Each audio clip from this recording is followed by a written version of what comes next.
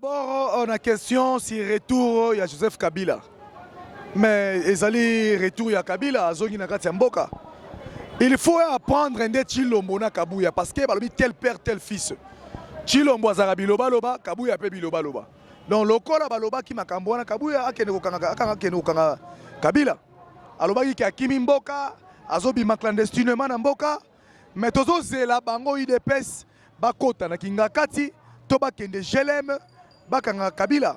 Parce que Kabuya ba propos atenaki et pesi biso peuple congolais misonga ya kolande la peli kamato yeba qu'est-ce qu'il y a na kati parce que c'est le Congo qu'on parle na kati dossier wana.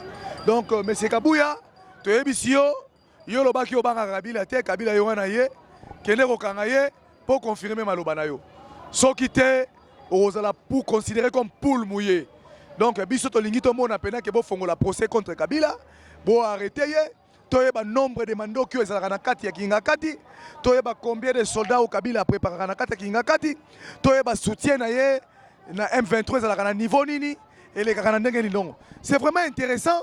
Le roi Kabila zongi, to na procès vraiment contre Kabila, Kabuya obetaki tolo, Kabila ye wana ye, kende ko swana Kabila ke okuta na Kabila pour bo funda na justice, to na besoin toyeba vérité. Deuxième chose, Makambo Etali, Premier ministre. D'abord, il COP. Chilombo a nommé Premier ministre Wana, d'abord un membre de la diaspora. Au moment où il y a un poto, il y a un château rouge partout, mais la masanga, il y a l'ambiance. Il y a un moziki Wana, au sommet de l'État.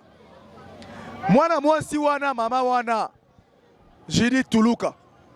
Azali moto, azali na relation. Naye ba finité na ina Tshisekedi ba uti musika ba ye awa mais le kwezo kamwisa biso pourquoi les institutions de la République et ça la affaire la gestion il y avait institutions de la République et ça la affaire il y a famille à Tshisekedi. Maman Marthe azali nani azali mwasi à défendre Tshisekedi dans la République démocratique du Congo dans les institutions de la République. Maman Marthe azali nani pour nommer Premier ministre, à qui ne la maman na yo. Soki bato balobi ki akela la maman bo kilo na ye, ekomi ngambo. Donc c'est-à-dire monsieur Tshisekedi maman na yo na kata Congo na administration ya Congo, azelo côté. Ko kamata makama mboka te bo kenda na makaba ya maman na yo. Dede mwana mwasi wana kende ko remercier maman Marthe pour na COP. Muta akoma ko nommer bato. Soko ningo koma mokonzi na kata mboko. Il faut kutana maman Marthe. Omona ki ayambaki bahati ayambi bamboso ayambi bango sotu moto akoma kokabola ba poste na kati ya Congo ezali mama ya Tshisekedi mama Martha akoma kokoteka ba poste COP ne yangwana COP mama Martha koma sala yangwana tango akei ko remercier mama COP Simbi to sepeli omoni teke na komi ba nomenga mama yambi na sepeli na COP osali ngale na komi premier ministre ezali lisusu Augustin Kabuya. Donc soki COP euti pa Augustin Kabuya kanyon na tolo apesi passe pa Maman Marthe. Et Maman Marthe ndé muta pesa ka injonction pa Tshisekedi ba nommer bato. Donc kopa ide pesa comment ça la yangwana. Koka mwatende konanga. Augustin Kabuya secrétaire général d'un parti politique. Premier ministre qui rendre visite à ndengeni. Et bandi boni. Alors kopi le rôle Simbi bakenda ko se féliciter. Il y a rien de grave le konangai. Bakenda ko se féliciter kopi na bango Simbi.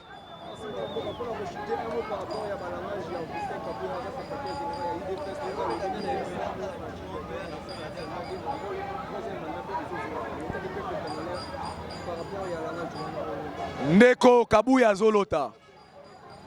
Aeba malamu que moto alekaki bango na makasi. Et puis c'était une fille militaire Kabila. Ameka avantiro yo. Amona na ba bébé kongulu na balabala.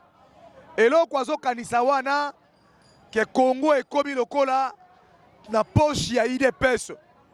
Que peuple congolais ali kaka ba membre ya IDPS qu'il se détrompe. Omoni bandeko oyo bazali malamu te. Na yebi na komi ko comprendre sikoyo baliaki mbongo mindele pour concrétiser balkanisation na kati ya Congo. Aujourd'hui là la balkanisation est à 95%. Lelo na komi ko confirmer yango. Pourquoi j'ai dit cela? Monsieur Tshisekedi na Monsieur Kabuya na complot le bango pour na ko mettre en exercice bakamati bakomi koluka ba parole ya provocation. Makambo Kabuya lobi wana ezalika ko attiser moto. Alingi ba etini ba tribu bunda entre bango na bango pote bango ba profiter ba pesa balkanisation na ndenge bindele basenga ki bango. Tango baluba bakobunda na bangala, bangala babundi na baluba batabandundu, batabandundu babundi na ba ainsi de suite. Congo ekatani et puis balkanisation Kivu ekei mboka monsieur ekei. Ndeko nanga constitution lobi malamu mandat ya président de la République ezali une seule fois renouvelable. Tshisekedi oyo mandat oyo azui ya moyibio. Ezali ya suka. Soki lolendo lo elengi ya ba minere bazotekaka. Ekomi ko sala bango bakomi na poste batikala éternellement. Toyebi sina ye bakokende ko sala troisième mandat na République ya Mbujimai. Na kati ya Congo eko sala mate. Parce que tomoni bato oyo balima mema biso na ndinga linga. Deuxième chose ndeko na ngai. Kabuya na bolingo mboka te. Excusez. Kabuya na bolingo mboka te. Kabuya ayebi bien que Tshisekedi a fongoli ba front ebele. Na moment oyo bazana na front na Kabila. Na Kabila mama na front. Bafundi Kabuya faut ketanga ake samba. IDPS il faut que ko samba. Sikawa atiki Kabila. Bazali suna front na nanga. Bazali na front na mbongo. Bazali na front na opposition. Bazali na front na Katumbi. Bazali na front na peuple congolais. Est-ce que vraiment bakambaka mboka na défi boye? Toyebi si Kabuya ba défi ya peuple te. Peuple azali souverain, article 5 de la Constitution, la souveraineté appartient au peuple. Soki aluka moto. Aye babisika ni moto evandi. Toyebi yango. Toyebi ba mécanisme ba tie les gens en place. Ba libérer ba prisonniers na boloko ya makala. Au lieu ba libérer ba innocent, bato bazali sans procès. Bango ba kei ko libérer ba chef ya ba kuluna. Ba libérer bango ba intégrer bango na force d'hypocrite. Ozomona bato bazoluka makambo wana. Toyebi ndenge bango ba concrétiser yango. Ba intégrer bona force d'hypocrite po ba tombola banditisme na kasa ya Kinshasa notamment tant au peuple akobima na nzela bato wana babundisa bango dede bazongisi opération Likofi. Bazongisi opération Likofi babenga opération Panthère Noire. Opération Panthère Noire wana koboma ba jeune pour que tant bakokoma na époque wana toyebi déjà ndenge boli bosala bo bakoma na moment oyo ya ko changer constitution ba jeune babanga liwa ba renforcer mesure wana na lever à moratoire ya peine de mort toujours pour la kobangisa peuple bakamati bakomi kokanga ba jeune lokola ba makako na zamba bakangi ba singa batie bango na file ndien batondisa ba boloko pour ba jeune bazala te tango ba ko changer constitution. Nous savons Kabila asala biloko Kabuya, tu dois comprendre que Kabila meka yango Likofi d'abord et bandana yote Kabila kanga atondisa ba prison mais lorsque balingi ba changer constitution bakutana ki na peuple na nzela na bango ndeko na ngai kobanga te Kabuya zolota o wana zo sala zolota akomona peuple ndenge akotelemela bango et puis tilo bakokima bakotika pouvoir bokima eloko esala nga pasi na raisonnaka kaka mukolo IDPS akokima pouvoir parce que bango mo bandi kopelisa de moto babwaki essence na mboka ezangi almete epela moto.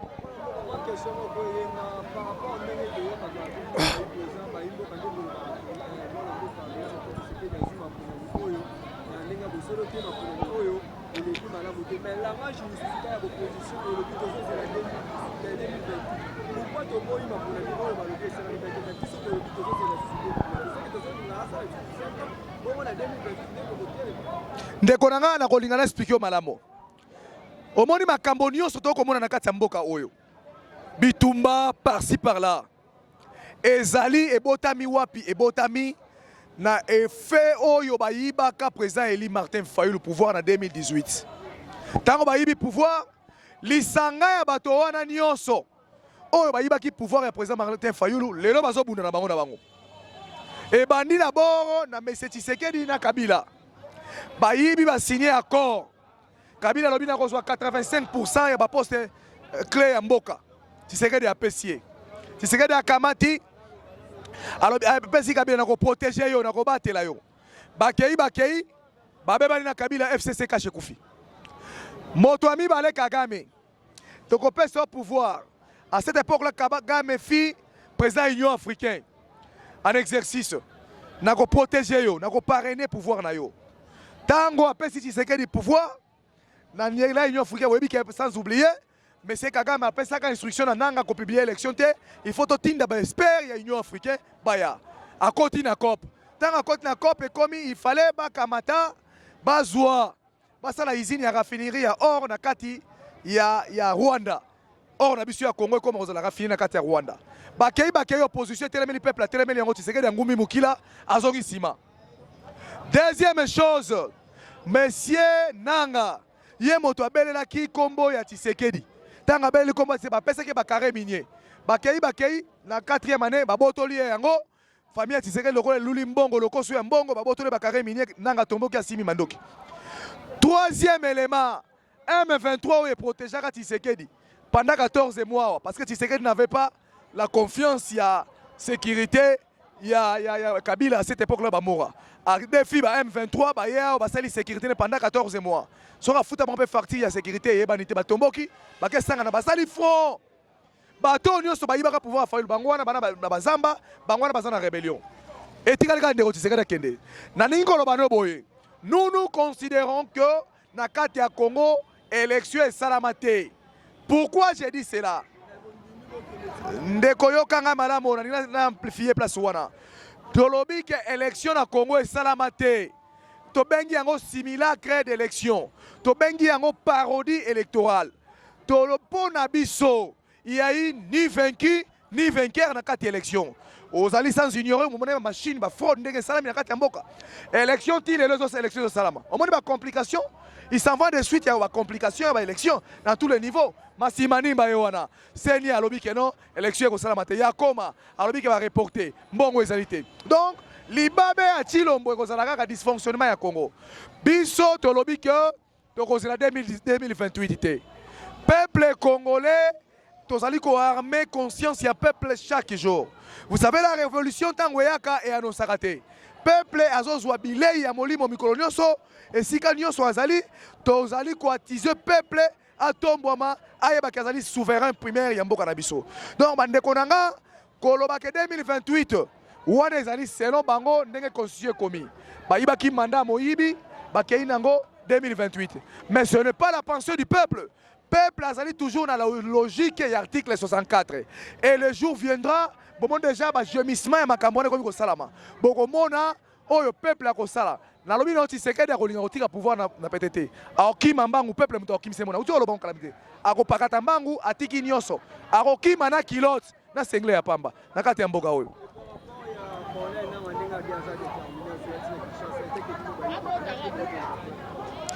Bandeko nanga na koyebisa yo Corneille Nanga, na Tshisekedi, na Kagame, bazali na saki moko, association des malfaiteurs.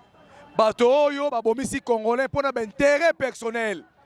Likolo ya bomengo ya Congo, likolo ya lokoso ya pouvoir, ale bokomi ko bunda peuple nde akomi victime ya kokufaka mikolo nyonso ndeko na ngai. Nanga wana, guerre azali ko sala wana, po ya kopesa biso nini. Soki to komi ya lelo awa. To komi le siko tozali awa. Ezali nanga soka tanga ki kombo ya président Eli Martin Fayulu ke ye moto a gagné valablement élection. Mais to komi awa te. Nanga soka zali ko kezali soni nde ezali ko la moto asumi na bilamba. Soni eko sala ye. Ako kampia kate. Ako ki chômage te ndake ko sima mandoki alokola lula bomengo appuyer bomengo ya Congo. Nanga eloko te. Nanga toko pese crédit na kati ya mboko. Nanga zali porter malheur ya ba Congolais. D'abord, je regrette nanga balokota wap. Nanga balokota na wap. Bandeko nanga il faut to ba malamu. Tshisekedi même incapable ya ko organiser armée pendant 5 ans. Soki bananga wana ba tombola mungongo parce que bazo kutana na système défensif moko est efficace parce que boyebi ndeko nanga soda zo futa makombien. Tshisekedi afuta ka soda combien? $70. Hein?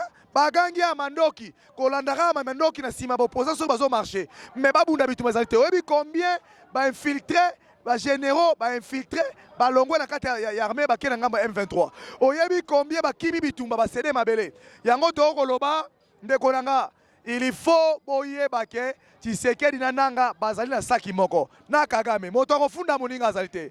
Nanga rébellion na yo okosukisa yango na ndako ya tata na mama na yo. Peuple congolais na posa rébellion te, peuple congolais na posa ya révolte ya changement ekoya wana. Yo lingi ozongisa biso lisusu na époque ya soda kamba mboko. Olingi ozongisa ba Rwandais baya kokamba biso na kati ya mboko. Parce que Rwanda azodiembela nanga po soki bakomi na capitale babareni nanga. Bango batuchi bakambi biso et Congo ekene maboka batuchi. Ekosimba te. L'opposition est là. Toko barre bango route. Toyebi mécanisme oyo. Nanga a se souvenir na ndenge totumba ba Rwandais. Akoyeba ye pe akoleka na koni ya moto. Akopela moto surtout na chango akoyoka yango.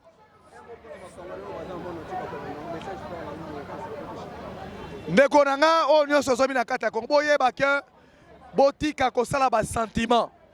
Boyeba ke pays na biso kaka moko nzamba pesa biso yango ezali bomengo na biso pe héritage tokotikela bana na biso. Bandeko nanga likambo ya Congo tolala te. Lelo boye nazoyebisa yo bofongola miso na likambo na loba awa. Ndeko nanga Monsieur Tshisekedi bakotisie na motambu ya mpuku na entonnoir. Dialogue bazotinda ke nekosala na kati ya Luanda. Ezali simplement moyen ya kosede mabele na biso.